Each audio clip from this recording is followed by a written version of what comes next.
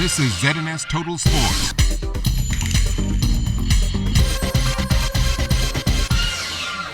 Good evening, Bahamas. I'm Kelsey Johnson. Welcome to Sports Thursday. A strong start for Team Bahamas, who is out front after day one of the Caribbean Island Swimming Championships that is taking place at the Betty Kelly Kenning Aquatic Center. A number of the swimmers who make up the 70-member squad representing the Bahamas at the four-day meet landed on the medal podium and inked their names into the history books. Here's Jonathon Benson with the recap of all the action from day one.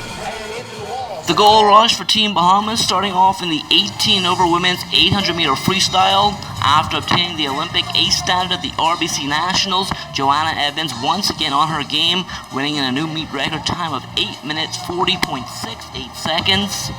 Lately, the coach from Texas and I, we've been working on trying to go out easy and really back half it, because you're going to go out pretty fast no matter how you're going to swim it. So if you just take it easy on the front, it gives you a bit more space on the back half. So that's what we've been working on. Up next in the 18-over men's 1500-meter freestyle, Matthew Lowe following suit. He too struck gold in a new games record of 16 minutes 22.01 seconds. Really, my only goal was to beat everyone from CISC. I was trying to save up for my later races because I have 5 more races and I also have the open water.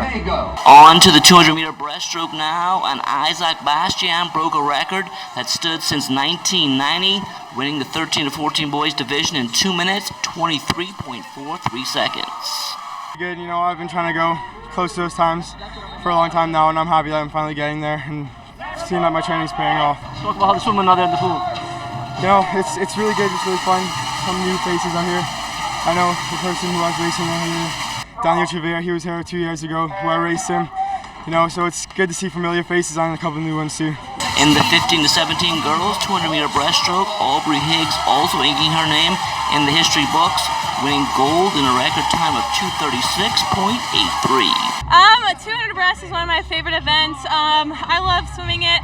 I just had to take it out strong, but not too strong, so I didn't die on the way home, and I think I did pretty well. New record out there? Yes, new record. Very happy.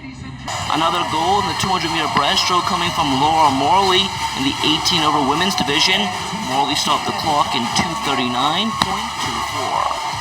The final individual event of day one, the 100-meter butterfly, and Lamar Taylor struck gold in the 11 to 12 boys division, touching the wall in 104.59. It went good. On my first 50, I just went easy, and then I knew I had to come back harder, and that's what I did. How was the competition? It was hard, but I was able to get the win. How does it feel to win the event? It feels really good to win an event that even though I get TQ inside 50 bucks, so it feels good to come back and get a gold. Also winning gold in the 100 fly, Ariana Vanderpool Wallace. She set a new meet record in the 18-over women's division, clocking 1 minute 0.01 seconds. It was pretty good, and it's a late night, so I'm happy with how I did. I'm really feeling the sun and all that, so I'm happy with that time. Jonathon Benson, ZNS Total Sports. Thanks so much, Jonathan. As it stands, the Bahamas is out front with 8 gold medals, 3 silver and 5 bronze for a total of 16. Sitting in second is Trinidad and Tobago with 5 gold, 6 silver and 7 bronze medals. A total of 9 medals were won by Jamaica so far, 4 gold, 3 silver and 2 bronze. In the 4th spot is Suriname, 4 gold and 1 silver is their medal count. Puerto Rico headed into day 2 with 3 gold, 7 silver and 7 bronze. Aruba, Barbados, Curacao, and the team from Bermuda all have 2 gold medals. The Bahamas is also leading the points division with a total of 226 points, 35 more than Trinidad and Tobago, who sits in second. Puerto Rico is third with 176 points. Still talking swimming, the historic 4-day meet was officially opened yesterday by the country's chief, Prime Minister, the Right Honorable Perry Christie. In his welcoming address, the Prime Minister encouraged all swimmers to push through and try their best at this year's competition. I would like to, on behalf of the people of the Commonwealth of the Bahamas, welcome all of the officials, all of the coaches, and most certainly all of the athletes to our country for this 21st Caribbean Islands Swimming Championships. In welcoming you, I trust that the competition will be strong, and as has been said, that not everyone will win, but everyone will have the opportunity to participate. And in competition, it's the glory of qualifying to compete that is the defining standard of all of us who have had the privilege to represent our countries in various sporting endeavors. The more than 700 swimmers also got a taste of the country's culture. The pulsating beats from the goatskin drums, rhythm from the cowbells, and the brass instruments playing song after song gave the crowd and swimmers on hand something to cheer about.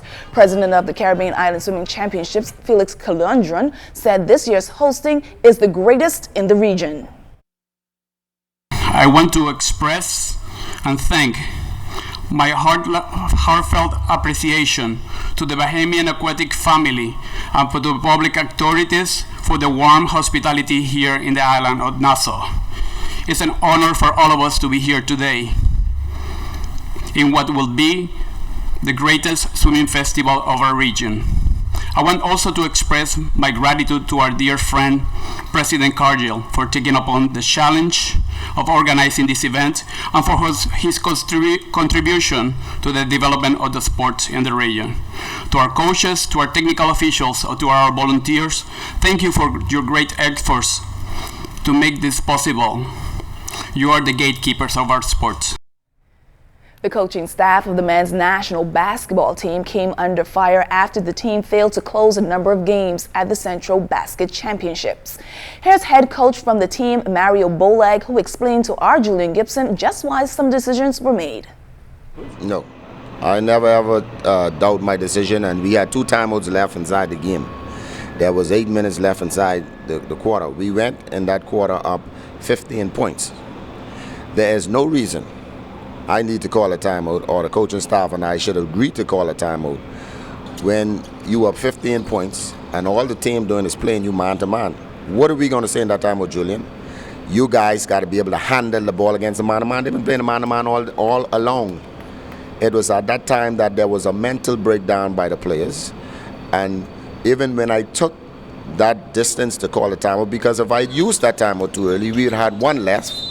And when they continue to make the run, when I used that, we'd have left with about 5 minutes left in the game with no timeouts. So sometimes you have to make a judgment call. And I think our best judgment call was not to call a timeout and allow the players to redeem themselves and catch themselves and just bring the ball over half court and execute.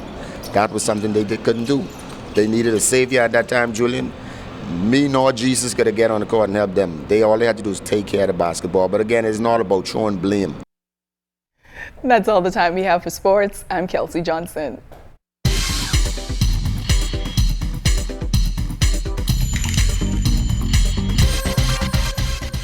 This is ZNS Total Sports.